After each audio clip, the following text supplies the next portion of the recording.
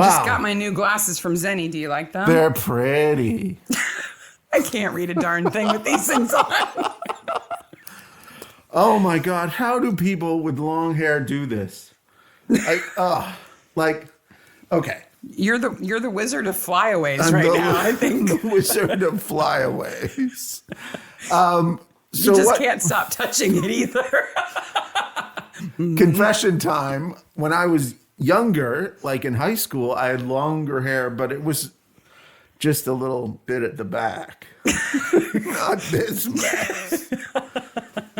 Ponytail. Yeah. Do you have a new appreciation for hair bands now? Oh. Uh-oh. You could tuck it behind your head. Gandalf wore barrettes. Yes. Ingrid says she can't hear anything, but she might be the only one. It has to go all the way to South Africa. Yeah. By the way, all the way in South Africa. Africa. Okay. Do you need to go take that off now? Yes, I need to go. I'm in full.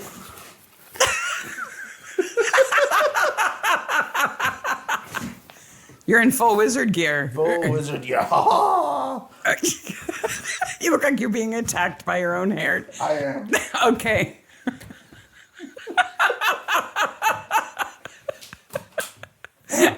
Okay, go take that off. You know, it's the commitment. It's the commitment that he has, you know, to the bit that he's willing to wear that wig. And I said I would be impressed if he made 30 seconds. And I don't even know that he made that much. He was wrestling with it the whole time. And he thinks he's going to wear that to work this week for a costume contest. I don't know if that's going to work. We're so excited to see you all here. We're really stoked. And especially pleased because this is our first episode as Mystery Maniacs doing this live stream thing. And everybody showed up. And that's incredible. We didn't know if we were going to lose folks once we ran out of midsummer episodes. And it's really nice to know that you stuck it with us. So while Mark is changing his clothes, I will remind you that next week's episode is going to be The Pale Horse, the Agatha Christie Miss Marple Pale Horse. So we're excited to release that one next weekend for Halloween. Oh, you're back. Oh, my God. And you look so much normal now. I thanked everybody for sticking with us now that we're Mystery Maniacs. And this is our first live stream as Mystery Maniacs. And we're like live streaming on 16 different things right now. Yeah, we are. You made it work. 2 Twitters plus Facebook plus YouTube. So if you're not getting audio, you should switch. But of course, you can't hear me say that. Can you type that in? Yes. I think everybody can hear, but. Could use the headphones as a headband. Ooh. In my 80s hair metal band, I probably did do that. So you're the wizard that arrived in Rings of Power. Yes, that's me. So. All right. Well, hey, Maniacs. Halloween is so crazy. You catch your breath? Oh, my gosh. What announcements do we have before we dive into this awesome Shakespeare and Hathaway episode? Okay, you take 2 weeks off and everything happens. Everything happens. Okay, so let's just do quick recap of announcements. First of all, they showed Midsummer in Switzerland, the first episode of it. That's great. Yeah, we didn't get an invite. It was at a film festival in Switzerland. Oh, yeah, the new season they showed it? Yep. I know. Swiss people got to see a new episode? How is that? What did they do to earn that? I was like, Sarah, can we go to Switzerland? It's like, no, we don't have time to go to Switzerland. We can't go anywhere in October because there are a million people who come to our house. So, second of all, we had 2 people leave us that we need to talk about quickly. First of all, Angela Lansbury.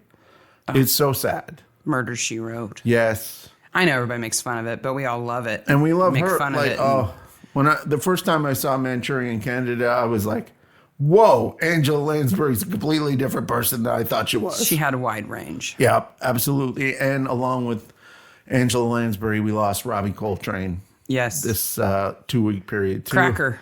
Hagrid and Cracker. I think Cracker was the first time I ever saw him. And Cracker's not for everybody.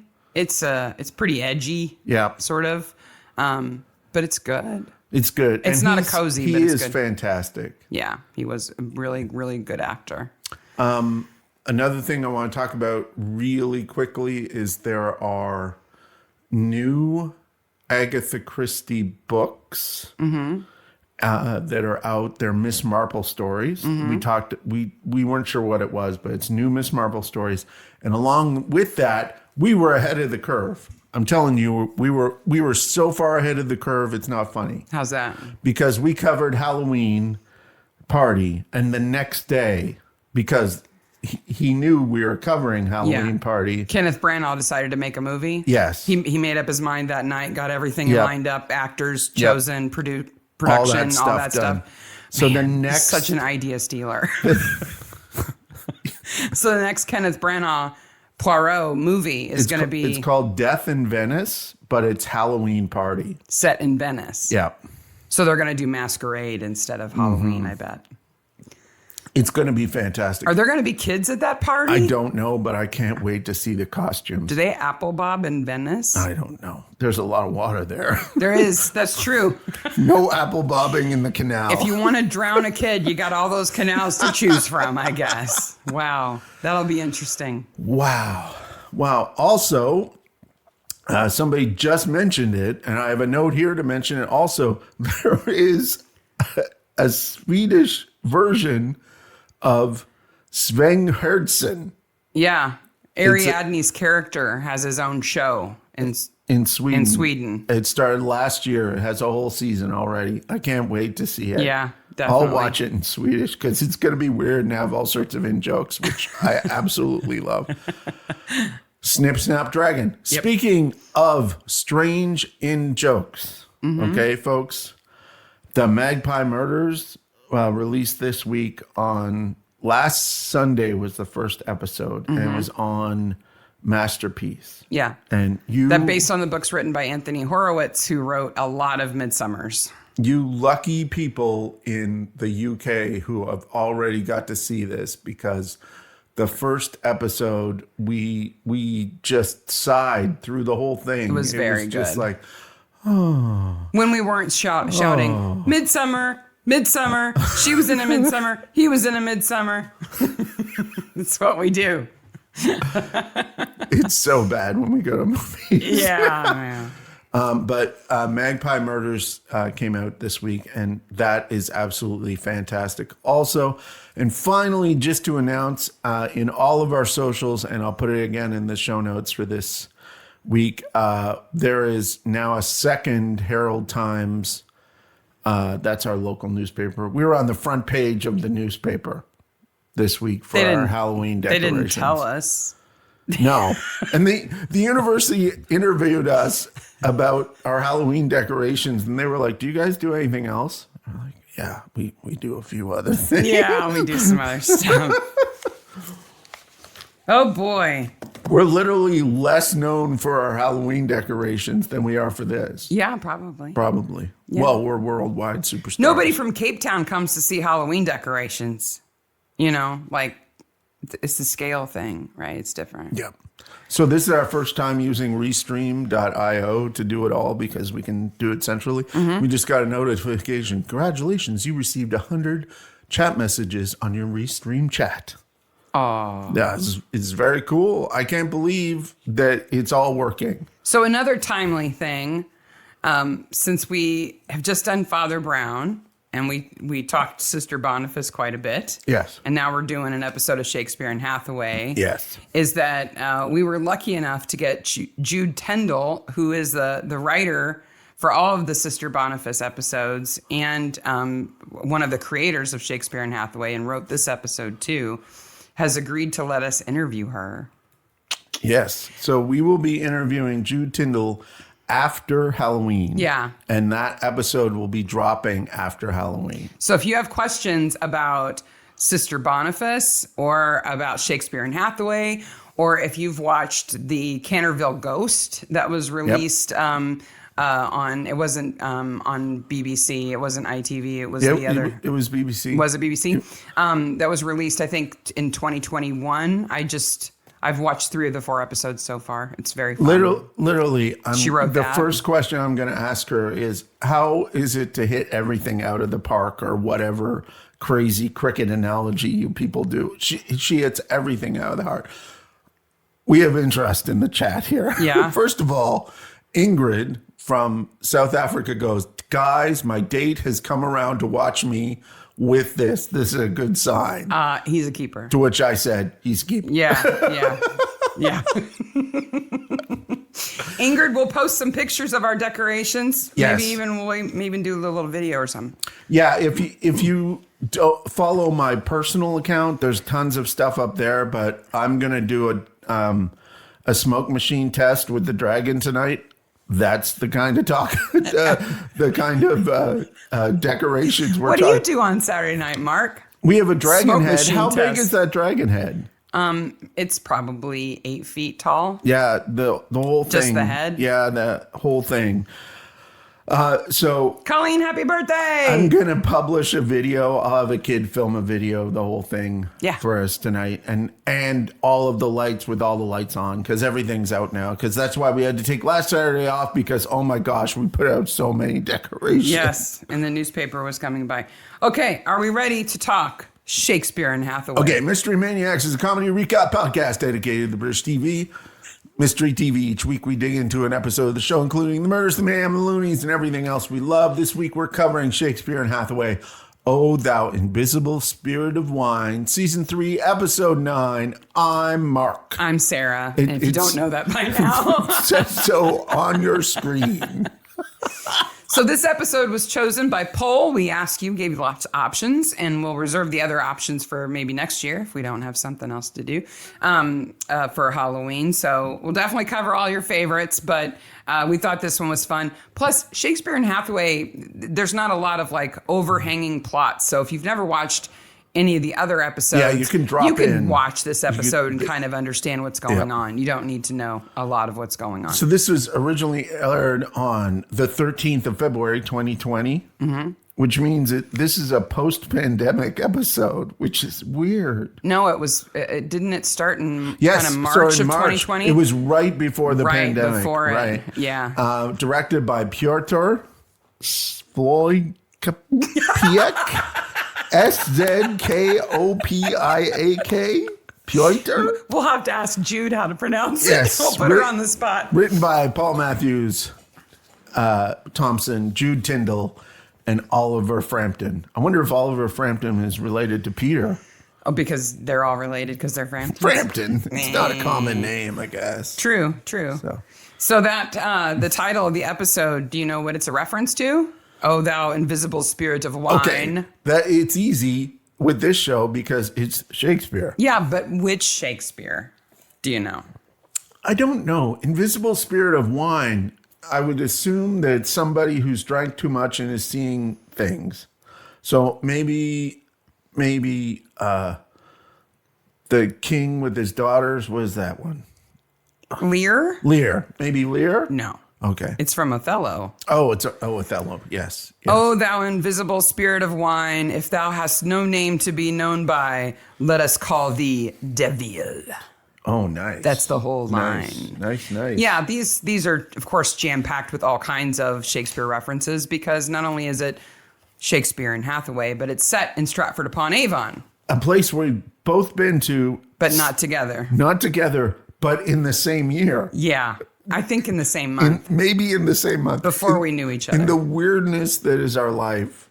We were in England at the same time. We were in England at the same time, but I was a working person at that point. I was done college and you were just finishing high school. And I went all over the country by myself. It was a kind of exploration and finding myself kind of trip. And I went to Stratford-on-Avon and stayed there. I stayed in this strange hotel. It was weird. But you think, like, you hear all about this, but it's 30,000 people. It's like Bloomington, roughly the same size, but it has one industry. And that industry is Shakespeare. Yeah, it's tourism to the max. It's like Canterbury. Yeah.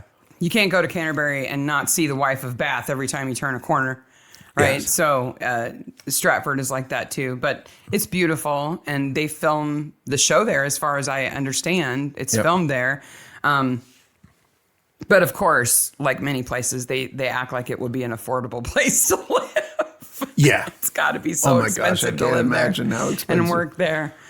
Yeah, so we've got, Lou Shakespeare, and we got Frank Hathaway. They're the private detectives who work together. They have their own little office. Okay, let's just she came to work for him after a disastrous wedding. Right. That got called off. That got canceled, called whatever. off because she was dating this guy, going to get married to this guy who was not who he said he was. Right. So this is light of the lightest light. And it is not, but it's not rom-com. No, Shakespeare and Hathaway makes Midsummer look dark, though. Yes. Yes, it does. Like you realize everybody thinks Midsummer is such a cozy. This is like cotton candy, compared to Midsummer. Yeah, and Shakespeare and Hathaway are not. It's never a moonlighting thing. There's an 80s reference for you there.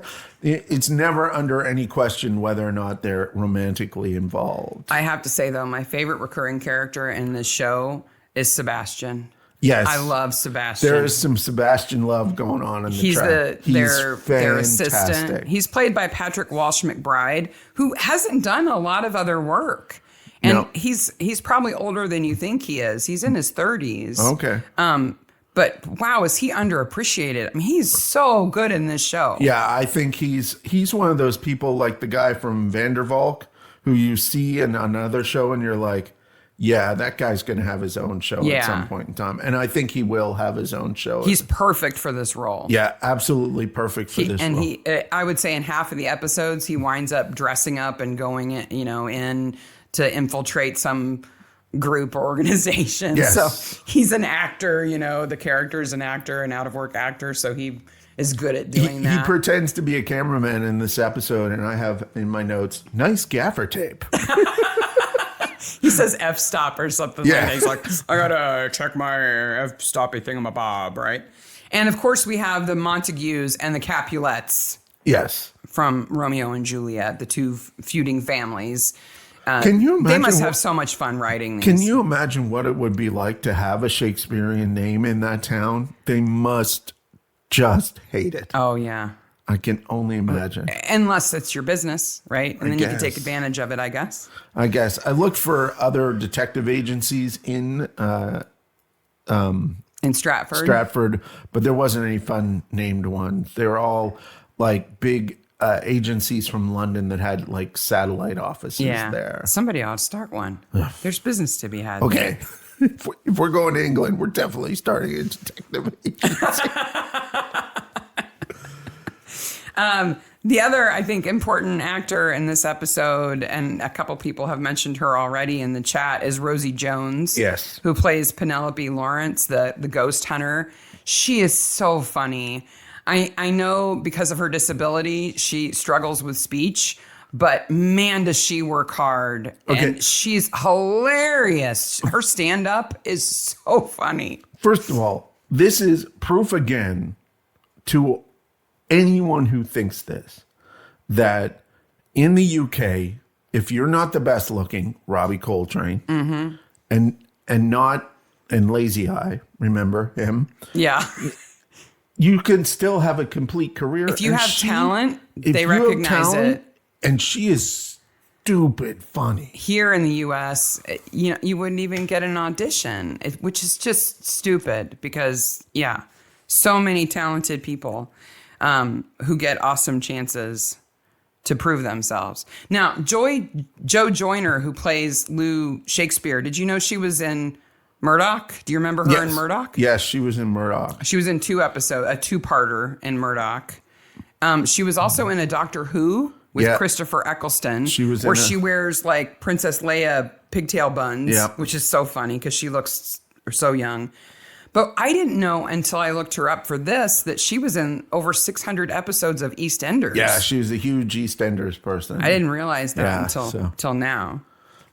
Somebody asked if the actress who plays the ghost hunter, Rosie, did stand up. Yes, she did. Yes. And I think she's been on QI too. Oh, she's been on QI. She's been on everything. Definitely. All the panel shows in England, like 8 out of 10 Cats and QI and yeah. Oh, by the way, we found the cutest little show from England, narrated by Stephen Fry. Yeah. It's about the prison on the Isle of Man. What is it? The friendliest prison in Britain? Friendliest prison or something in Britain. Like that. It is essentially. It's a documentary show about a prison, but it's so cute. It is the Great British Bake Off of prison reality. That's true. Nobody gets voted off, but some people get released. Hey. But yeah, oh my gosh. It's no Come Dine With Me, but no, it is fun. Oh, if you haven't watched Come Dine With Me, wow. Oh. We need Come Dine With Me too. Oh yes, yes, and that's another show that it would be no good in the U.S. We would ruin it. Okay, so we've got our main characters. We've got the Montagues who run the pub, and then we've got the Capulets who are, the rich investment people who are trying to revoke the lease on the pub that has to be renewed every 30 years.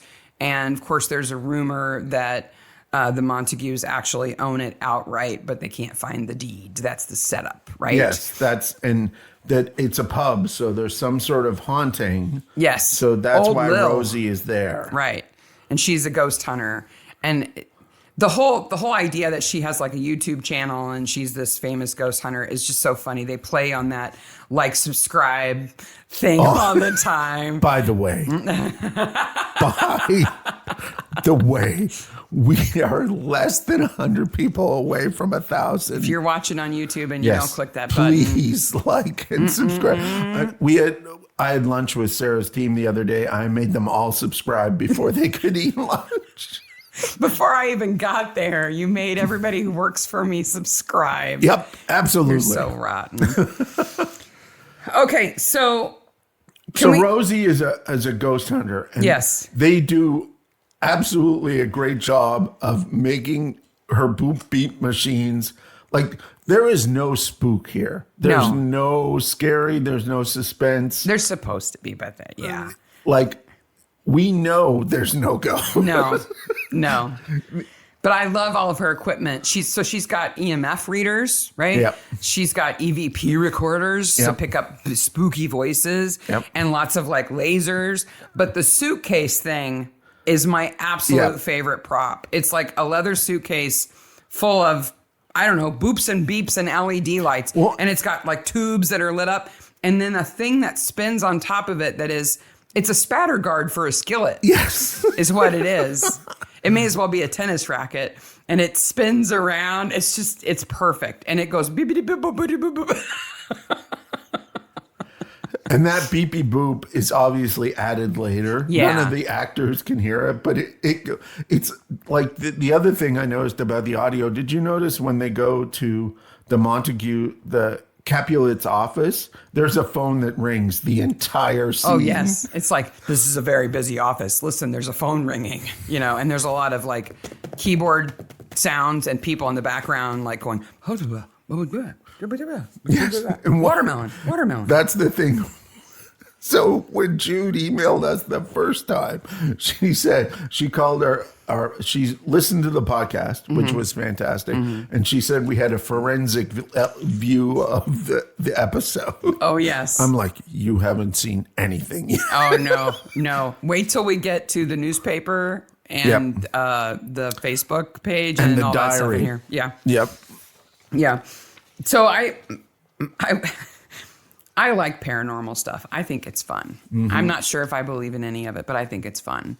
So I'm always very interested in what equipment they claim to use, right? So there's the electromagnetic field generators and the electronic voice recorders and motion sensors. And I love the night vision camera view. Yes. Everything looks creepy in night vision. Yes, and absolutely. Rosie is fantastic in night vision. with that bobble hat, the way she gets all close to the camera. Yeah. She's very serious. So I wondered, like, I knew that you could buy that stuff, but I went looking to see, like, what's out there, what's available to, like, the average Joe if you want to become a ghost hunter. Yeah. I had no idea that Amazon is such a treasure trove of ghost hunting equipment. Oh, so the Amazon.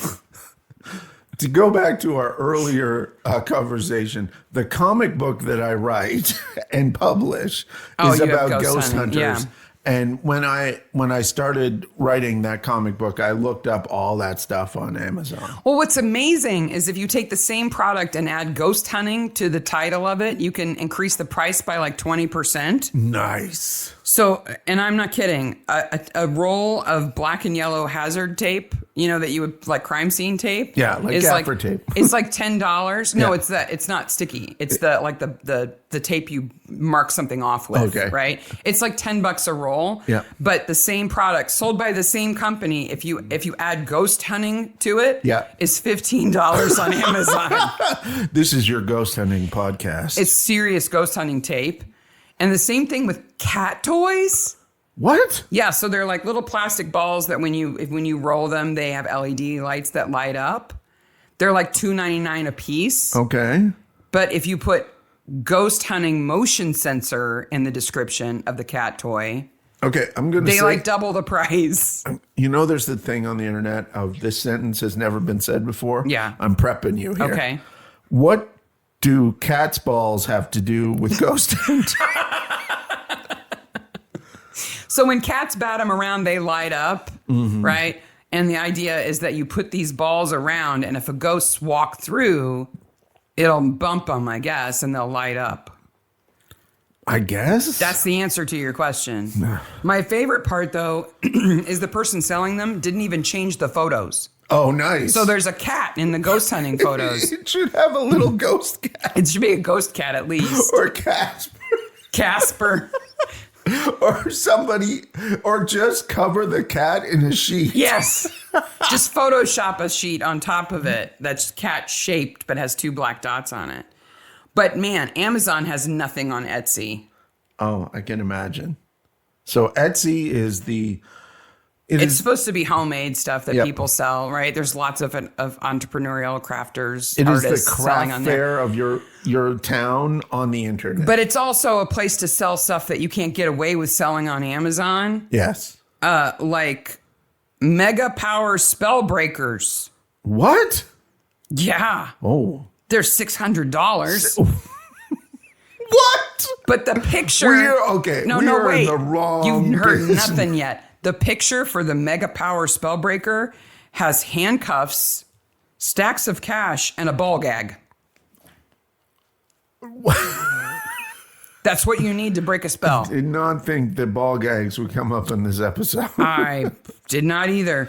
You know those LED jump ropes Yeah. that they sell at the dollar store? Yeah. Yeah, you can buy one of those as a rainbow rope REM pod for $89. $9. We have to get the children making some of this stuff, or at least packaging it with ghost in front of it. I got 2 more for you. These are Okay. my 2 favorite ones, though. Okay. One was spirit tiles. So these are tiles you can use to communicate with the dead. Like Scrabble tiles. Scrabble tiles in a velvet bag. Oh, it's a velvet bag. $29.47. 29. Sounds like a kit for a stag do. Yes, says Selena. yeah. It's the mega power spellbreaker is how to break your engagement, right? That's the spell you're breaking, because if that's what you have for your stag do, it's something else. But That's a whole other costume that I don't do on no, this you're podcast. not doing that. My absolute favorite, though, is apparently if you have an old, ugly China doll, you know those really creepy China dolls that like your grandmother has or whatever? Yep. That you end up inheriting, but you really don't want it. You don't want If it. you put haunted on it, you can sell it on Etsy for like $300. Oh, okay. Like, this is a business that you should be in. In the summer, when you go to garage sales, pick up all the ugly dolls. I need to be picking up and all you can the sell ugly- them all in October for $300 a piece. Maybe we could do dolls as a Halloween theme. Just put haunted on it. Yep, haunted. And This let's, podcast is haunted. let's be honest. If you have one of those in your house, You probably think it's haunted. Probably think it's haunted. They're pretty anyway. creepy. Anyway, I couldn't help it. I fell down a rabbit hole of ghost hunting equipment. It was just too funny. You can buy a little kit that's got everything in it that you need. You know what's dropped in this episode? How famous Ben is. Yeah, he was on one scene, and then wow, he was on what? Bake Off, Cake Off, Cake Off, Cake Off. Lou is clearly like bedazzled by him, Yeah. so he was on not the Great British Baking Show or Bake Off or whatever they're calling it. Yes. Well, in the UK, it's the Great British Baking Show, but you can't call it that in the US. So they rebrand the whole show. It's Bake Off here. Yeah, So they must I think. record everything twice when they mention it. Yes. Which they just had the Halloween episode drop on Netflix this week, which was fantastic. Yep. Noel Fielding wearing his footy pajamas of a skeleton with his big glitter boots on too. Like this. That's his wheelhouse right there. They must have been like, Noel, do we need to costume you this week? And he's like, no. No, I'll just keep on what I wore. It's fine. I'll borrow it from Mark. I love him. So Penelope's doing the ghost hunt, right? She's there because the owners of the pub, the Montagues, are convinced that somewhere in the pub there's evidence that their family actually has the lease on the pub. Yes. So they shouldn't have to get a new lease from the Capulets every 30 years. So they've brought her in to talk to old Lil, the great-great-grandmother, whose picture hangs in there, to find out where she left the paperwork. Old Greg? No, not old Greg. Speaking of Noel Fielding. Gosh, if you don't know who old Greg is, don't Google it. Don't Google it. You will. You will. Don't. You will. Anyway, old Greg. So they're looking for the photo because it's been stolen now, right? This poor man who has come to see our friend in South Africa is watching us and has no idea what we're talking. No. Maniacs speak their own language. They understand us. Maniacs speak. That's right. So they find, of course, Penelope is a fake, right? Yes. They say she was convicted of assault. Yeah. Who did Penelope assault? Somebody, some ex-boyfriend or something. I've just got an image in my head of Rosie Jones just karate chopping somebody. Just going all off on him. I would pay to see Rosie Jones fight. Yeah. I can imagine she gets angry. Oh, she's got reason to be angry, I'm sure. Yeah. So, but... Zoe says, Google it. Yeah. She's talking about old Greg. Old Greg. So they send Sebastian in as a videographer. Okay, before that, I have some questions. Okay. I have two questions. Okay. The first one is, what are they doing in their office with Sebastian? They're bored because Yes. they have no clients. So he's bobbing up and down behind a half wall. Yep. While they throw wads of paper at him as a game. Obviously. Don't you do that? I recognize Jude Tyndall is probably an award-winning writer, producer, showrunner. Very important lady. Why did you do that? I don't know why you're so confused by it. It's just to say they're really bored. They don't have any clients. They're desperate for work. And then the next thing I want to talk about before we get there is what I've put up on the screen now, which is, let me stop this here and go back.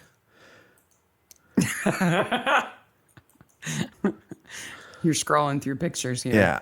Sorry. Oh, the newspaper. Yeah. Okay. I don't want to loop it. No, There the we go. Facebook page. Oh. Okay. So here is the Facebook page for the Stratford Spirituals. Yes. Okay. I love this photo, first of all. This is quite the photo. Because Penelope's like, you don't mind if I take your photo, do you? And she's just like snapping. I was stunned about how close this resembles us in most photos. Okay. No. They have 3,000 check-ins, 397 people follow them. We have more than that. Just saying. Just saying.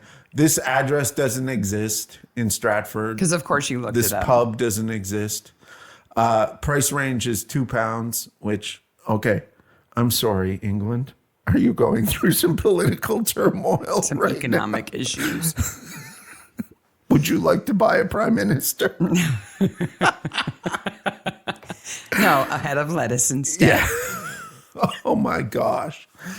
Okay. So this Picture, this is so good because everybody knows this is Facebook, and yet it doesn't say Facebook anywhere. No, They it's do formatted such a good perfectly. job. But I'm confused that this is the Barchester Arms Facebook page, but the post is from the Stratford Spirituals. Yeah. So they've like cross-posted it or something, I guess. I guess. And this is the photo they post. That picture is brilliant. It's we have awesome. to recreate that picture. Yeah, we should have done it for today. Yeah, we should have absolutely done. That should be our picture on our website for the Mystery Maniacs. Yes. So they send Sebastian in as a videographer. He puts on the beard, the flannel shirt, the bandana, the accent. He's got a fake tattoo on his arm. Yeah, he's got a fake tattoo. So funny. He's so good. He talks about f-stops and he's got his gaffer tape. He's not even filming. No. I don't think he knows how to use that camera. Well, okay.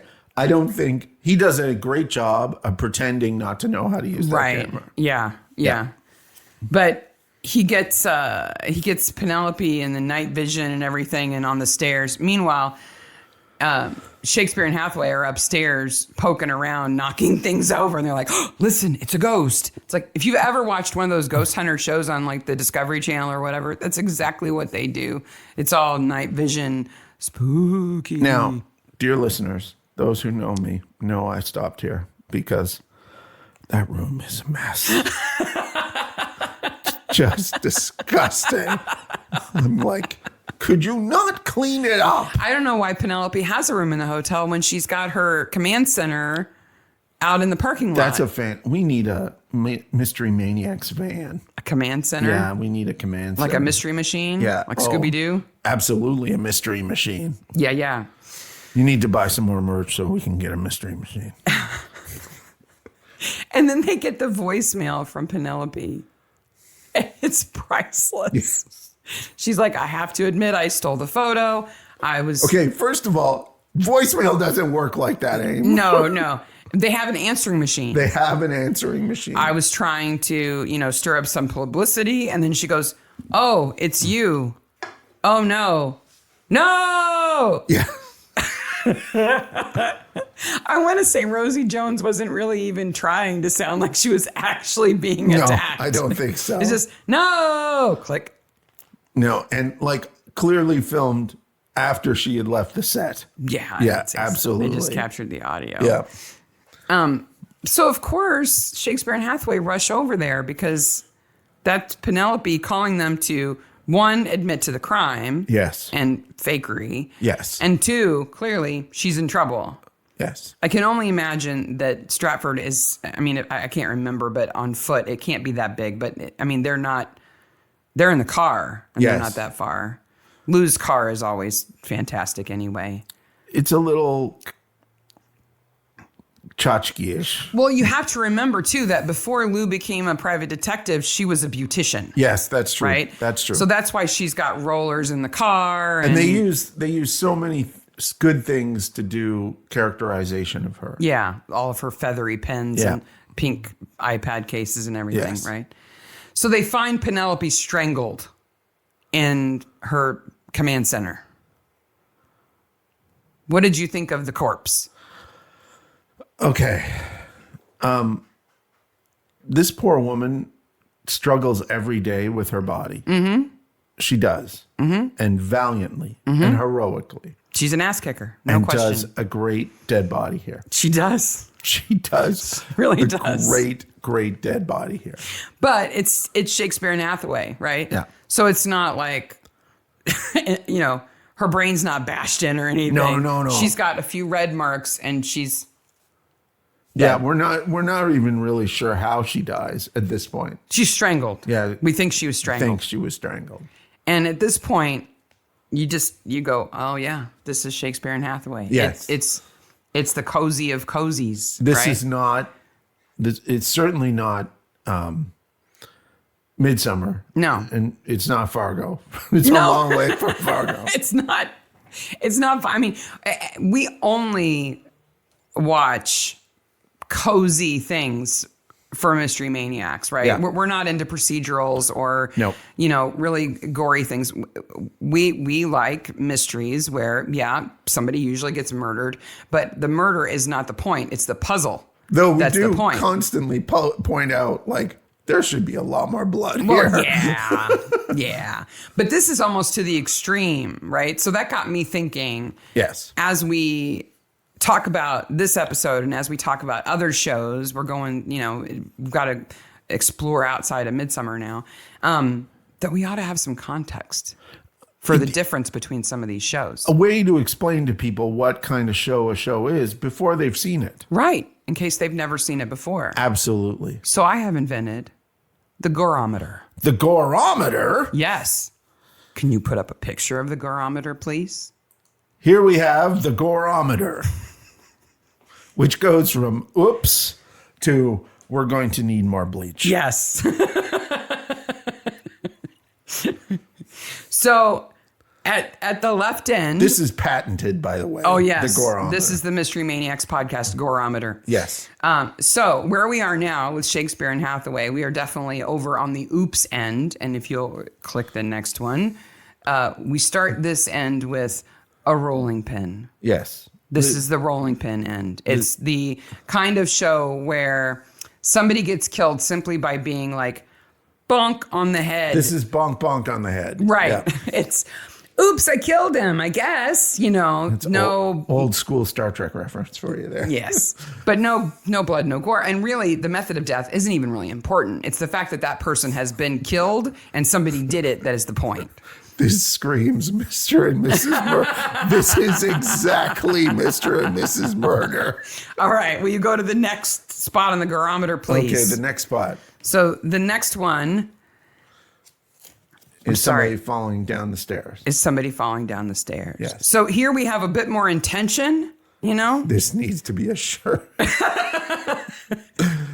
But still, a show that falls in this category, you're probably going to see a hand push a shoulder, and then you're going to see an old lady on the floor, right? I mean, you're not going to see them tumble and their head break open, the kind of thing, right? But it's intentional. It's clearly not an accident. Okay, go to the next one for us. Okay, we're going higher on the Gorometer here. Oh.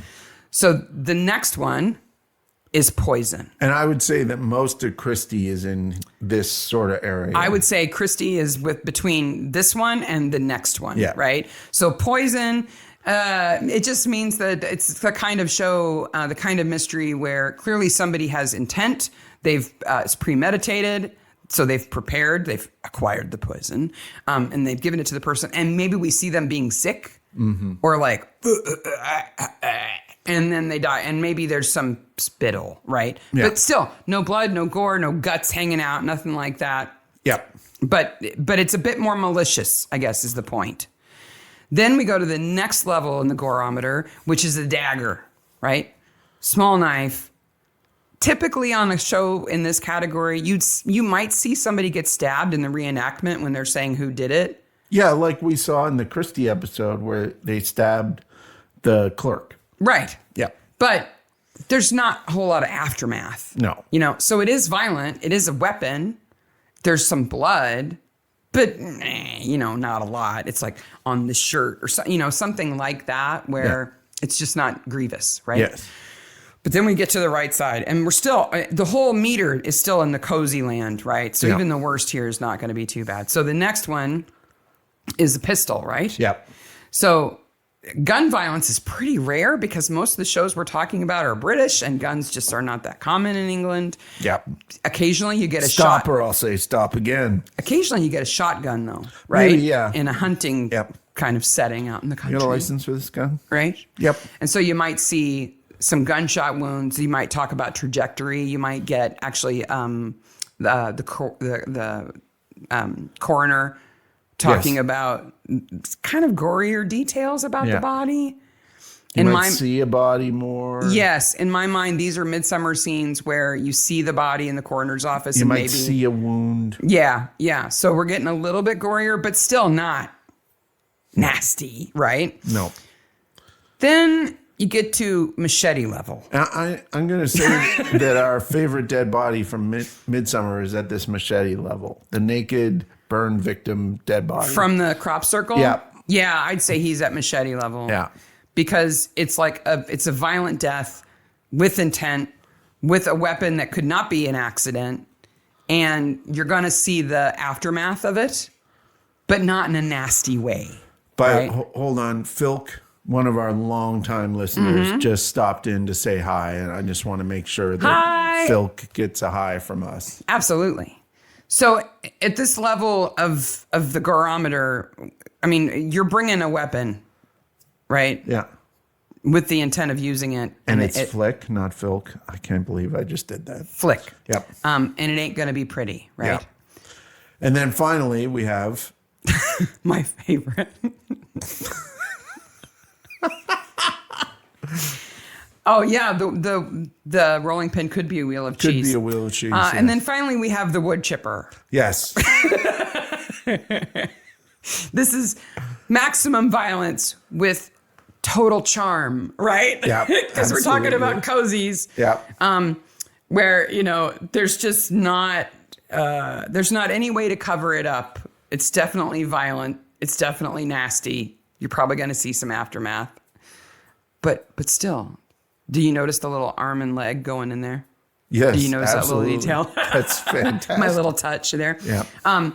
But Shakespeare and Hathaway is definitely rolling pin territory. Yes, way. There's not even a coroner in the show, as far as I can remember. It's way back here. Yeah, the wine trebuchet, Ingrid, I agree. It's definitely wood chipper territory because, again, you brought the thing just to do this. Yeah, there's intent there. Yeah. I'm thinking we're going to have to make this a T-shirt. By the way, also, we have a T-shirt for the Sister Boniface conspiracy that Jude solved. I think we need to get her that T-shirt. Yeah, we'll have to send her a T-shirt.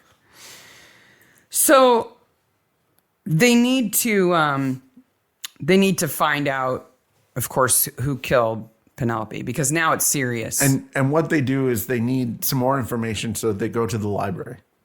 They go to the Public Records Office of Stratford upon Avon, otherwise known as Praza. I would love to go there. Like, can you imagine the stuff that's there? I don't think a diary would be in the Public Records Office. I don't could be wrong. That's more of a historical society thing, I think, if it was donated. I think so. And also, like, there's a couple of things. So this is on the screen now is the listing of the from the diary book. Mm-hmm. Now, it clearly says here, Lillian Montague diary. Do you not think they would have known that was there? The Montagues claim they've never heard of it, that they didn't know there was a diary, and they didn't know that it was in the Public Records Office. So there's another couple of interesting things on here, including there's a couple of smallpox censuses. Oh my gosh, but Jessica. Can you imagine the interesting things that's there? I'm sorry, Jessica has just said something epic in the chat. Yes. That she would buy that shirt, but she'd have to explain it to her parishioners. Coolest pastor ever. That's better than jumping, what's her name from Midsummer? Oh, Rev Suze? Rev Suze. Yes. Wow. Yes. So they've signed out the diary. The librarian, I love her. Shh. Is all she does. So good. I think that woman was the librarian at the middle school library where I went to school. I think the only word that woman ever said to us was shh. Okay. So a couple of things in the diary. Okay. In the diary, we have on June 29th. So what we're seeing is the log book from the library? Not the diary. Okay, but you're talking about the diary. Yeah, okay. I'm talking about the diary. Okay. In the diary, I don't have pictures of this. I'm sorry. That's okay. June 29th, Emma fell in a large mud puddle today, and I laughed so hard. I haven't laughed so hard in ages.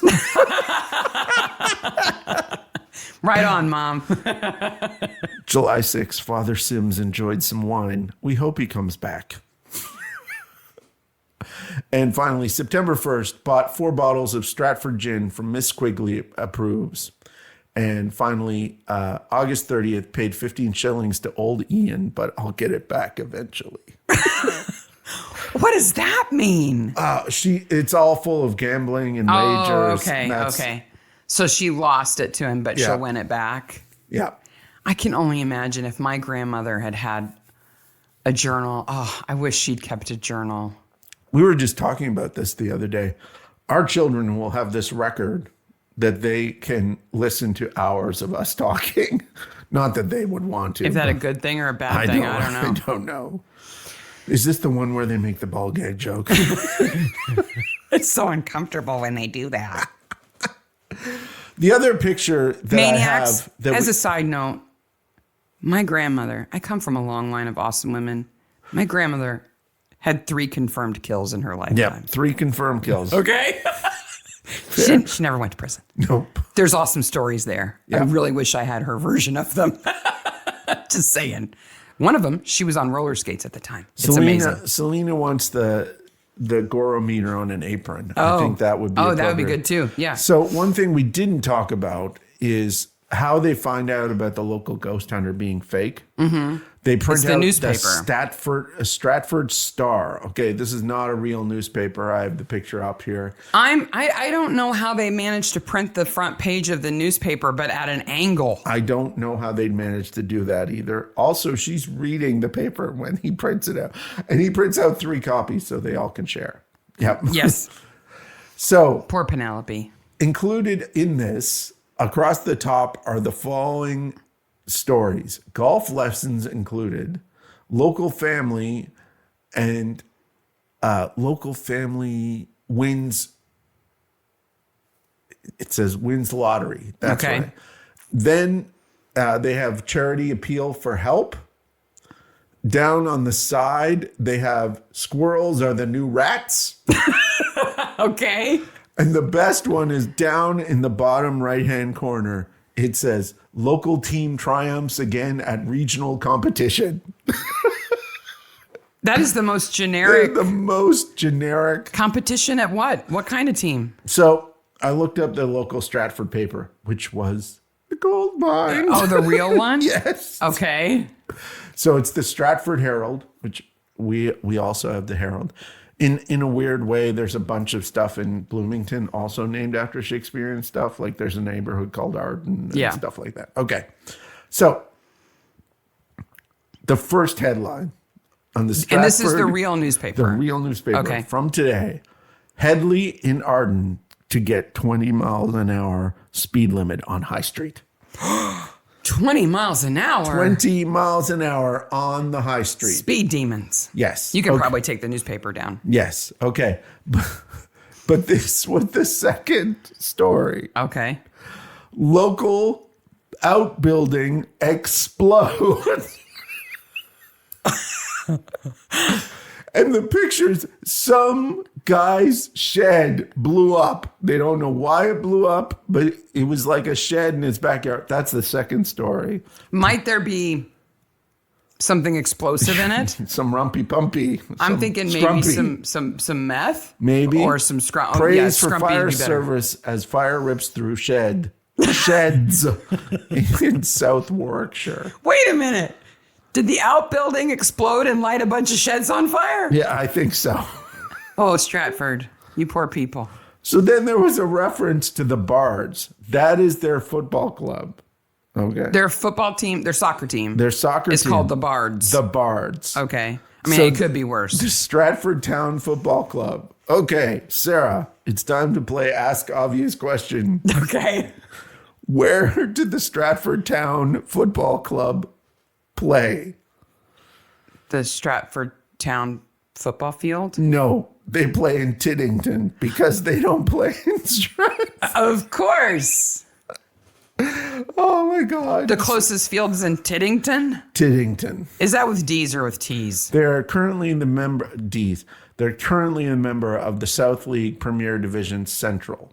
Okay. Absolutely. And they play it at Knights Lane. Do they have a mascot? I don't know the Bards.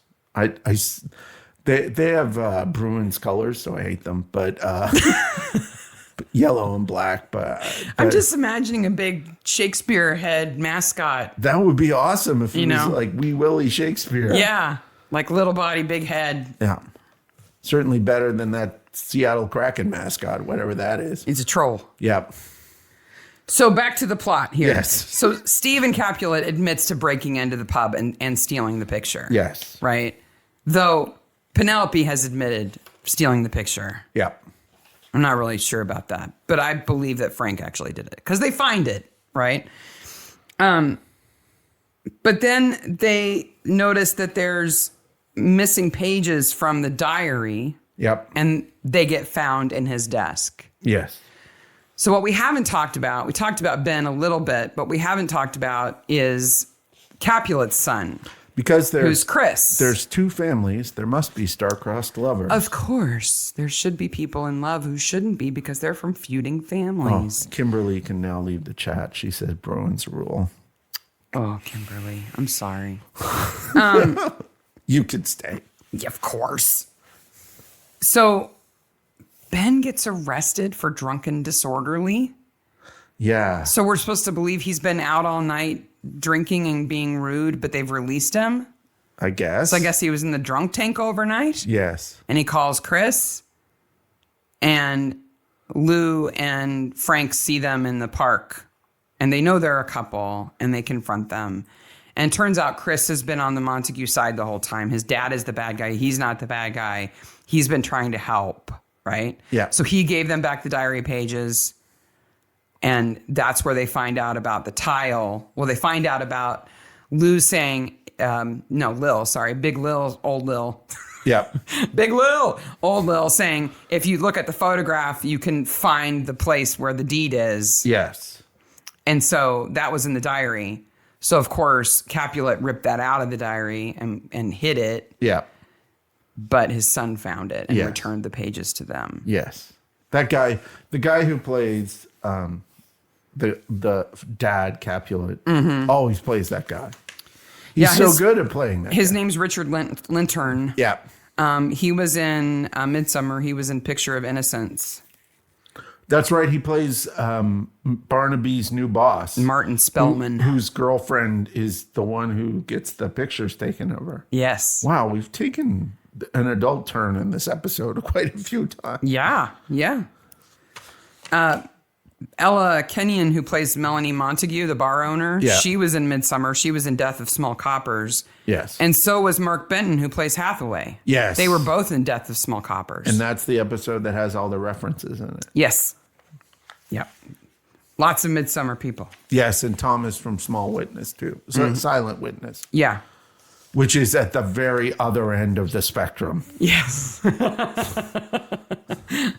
It's much towards, the other end. Yes. Speaking of, so the policeman with the mustache, D.S. Keeler. Yes. He's played by Tomos Eames. Yes. Tomos. Tomos. Tomos. Tomos. He's got quite the singing voice. He is a great singer and is a great songwriter. I was suspicious of the music video I found for him. Yep. Because he's like on a stool sitting on a beach in the surf playing a guitar. And I was like, this is a little hokey. Is this a joke? No. Does a great job. It's a good song. It's a good song. He's really talented. Yep. Sings way better than I do. It's weird. I wasn't expecting it. So they find the deed behind the fireplace tile. They get to keep it. What's in her name? Another Shakespeare reference. Yep. The end. Right? Yes. That's what happens. I'm looking at the time, like we're at an hour already, and I have two horrible movies for you. We're at an hour already. We haven't even gotten to them Yeah. yet. So if you haven't seen other episodes of Shakespeare and Hathaway, if you liked this one, if you liked the tone of it, you'll like the other ones. And, Sebastian's in nearly every episode, and that makes it worth it. Though, unfortunately, it has come to the end of its run. Yeah, it hasn't been renewed. Yeah. But, I think that's okay. Some shows, they go for a few seasons, and that's enough. There's some shows that kind of go on too long. Yeah. Maybe ones that are set in Caribbean islands. Oh, you're going to offend people. I know. People love Death in Paradise. Death in Paradise is great, but it's getting a little long in the tooth now. It is. Well, when none of the original cast is there anymore except the commissioner, Yeah. it's like it's a different show. Yeah, it's a different show. Nora, what? Mark. Subtle. So Mark Benton, who plays Frank Hathaway, Yeah. probably has the longest acting career of anybody in this episode. So we're moving to bad movies now? He's been in tons of things, including Midsummer and all kinds of other stuff. He hasn't always made the best choices of roles. Oh, that can happen. That can happen with people. I have 2 bad movies for you. Okay. Are you ready? Hold on.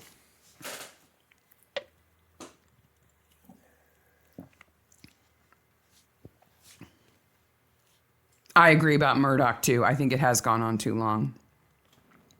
What? It's struggling better than a lot of shows do, but yeah. Okay. This is the right button.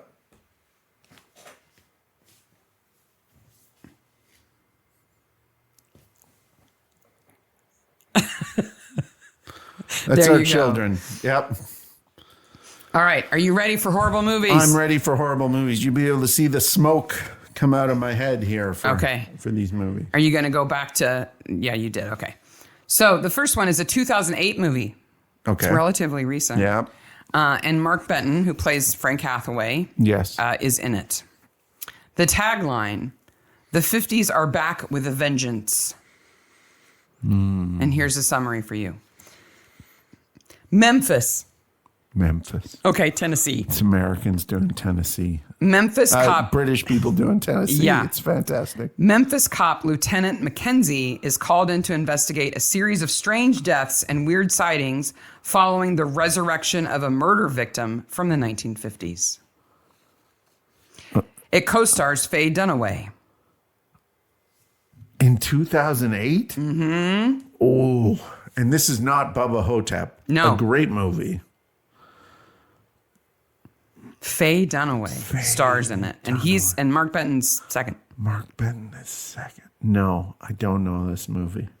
It is called Oh. The Devil Went Down to Islington. Oh my gosh. That is a point for me. That has to be so horrific. The devil went down to Islington. I believe it is on Amazon Prime for streaming in the U.S.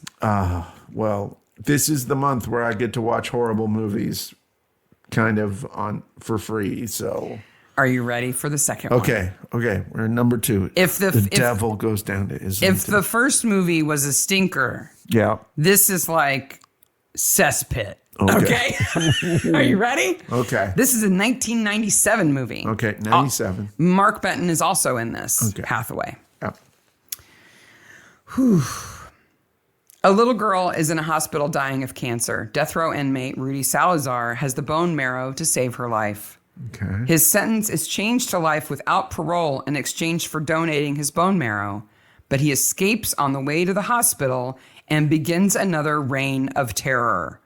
The LAPD officers hunting him down are hot on his trail, but they have strict instructions to capture him alive. Oh my gosh, this is so 90s. I think there was a X-Files a lot like this too. My favorite review from IMDb is the following. Okay. If you want to feel sick and have nothing to do, see it. Otherwise, do something else with your life. Politics, music, get a hobby. It's that bad.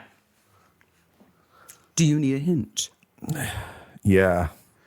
Danny Trejo is in this movie. Of course, Danny Trejo's in this movie. It stars C. Thomas Howell. Oh, C. Thomas. Oh, no, I don't know what this movie is. I should know. It is called Dilemma. Dilemma. Yes. Wow. And it is really bad. That C. Thomas Howell, Danny Trejo. I watched the trailer and it was painful. Just the trailer. Wow. Like, it's difficult to tell who the bad guy is because C. Thomas Howell is so awful. That's 2 points for me. 2 points for Sarah. Okay, so do a little dance. What we're going to do now before we leave Before we leave, we're going to do questions because we always do questions because everybody likes questions. So what I'm going to do is give people a few minutes here to write down their questions and send them in. And while I'm doing that, why don't you go get our guest of honor? Oh, yes. Okay. Yes. So write your questions in the chat. We'll be able to see them. If there's something you want to know. How is Olive? You're about to see how Olive is. I can't believe you all showed up again. I love doing these. It is absolutely, I hate to say it, but it's easier for me when we do live episodes because I have less editing to do. I'll be able to package up the episode and everything for Monday a lot easier. And we're so glad that you guys made the jump with us to Mystery Maniacs. We've had such a blast. Just to go over the schedule, next Saturday, we'll record Pale Horse, which comes out on Monday. And we already have great stuff for that episode. So you have to come back for that episode for sure. Oh, here's the baby. So for those of you who haven't joined us before, this is Olive, our French bulldog. There she is. And she's been with the podcast since we got her. Yes, absolutely been with the podcast since we probably woke her up. Yes, we did wake her up. Release the puppy. So next week we're covering Pale Horse. Then the Jude Tyndall episode will drop. I'm not sure if we're going to take 1 or 2 weeks off, but one of those weeks will be the Jude Tyndall episode. And then after that, we will be doing Jonathan Creek. Yes. Yes, we'll be doing 3 episodes of Jonathan Creek. Then we get to December, so that's November. I can't believe it's December already. Then we're doing December. We're doing at least 2 episodes in December. We're going to try to do a viewer choice episode in December. We will have a Christmas song, and we may hit 150 episodes then. Yes. It kind of all may come together in a wild and crazy world, right? So, but keep the episode recommendations coming. You know, we still have to decide what we're going to do in January, so we'd love to hear what you want. Yeah, we're going to do a couple of different things in January, and there may be a new segment that I'm going to start releasing on a regular basis as well. A kind of, not a solo project, but just a little side thing, little side complimentary thing to give people information, an informative thing. So one thing we haven't talked about in this episode yet is our merch. We have a whole bunch of merch up on our Spreadshirt store. Money's still going to charity to help people from hurricane Hey, damage. Sarah, wouldn't it be really cool if you could just order from Spreadshirt, like right off our YouTube page? Yes, it would be. That would be so cool, but you can't do it until we have 1,000 subscribers. Also, click the like button on the Facebook page. That gets us closer to other benefits to you guys. It allows us to have more powerful analytics and all those good things. Ingrid asked why we're not doing the 97 version of the Pale Horse. We had a tough time deciding which version of Pale Horse we did. Yeah. I think we'll probably end up doing more than just that one, but we're going to start with this one with Mark. Well, I absolutely love really Rufus Sewell. Yeah. Rufus Sewell is fantastic. That version is really fun. And maybe we'll do a comparison episode where we watch 2 of them and have fun with both of them. Maybe. Again, we have a number of ideas of different things, including Mark watches bad movies and does reviews of them. So we have a couple of different ideas. Yes, we hear about Broken Wood. Yes, we hear about Death Murdoch, in Paradise Death and Murdoch. in Paradise. And those are all definitely for the new year. We for are sure. huge Murdoch fans. Yes, absolutely. So, do you want to wear the pumpkin glasses? Do you want the poor puppy? she's so good. She's being so good. What other questions do you have that I can answer? Or they can send them in. Yeah. We're always happy to answer them. She won't wear them. Rose. But do send in questions for Jude. If you have questions about Sister Boniface or Shakespeare and Hathaway or any of the other. Yes. Look her up on IMDb. She's been involved in so many shows that we all love. Yeah. And like Lisa, I think she's going to be a blast to talk to. I think so, too. Absolutely fantastic to talk to. So. Yes. Olive votes for Jonathan Creek. We like Alan Davies. He's funny. All right. Are we good? Okay, folks. This has been a great hour and 15 minutes. Absolutely. And we've had an enjoyable time with you. So next week, you'll get an audio episode of Pale Horse.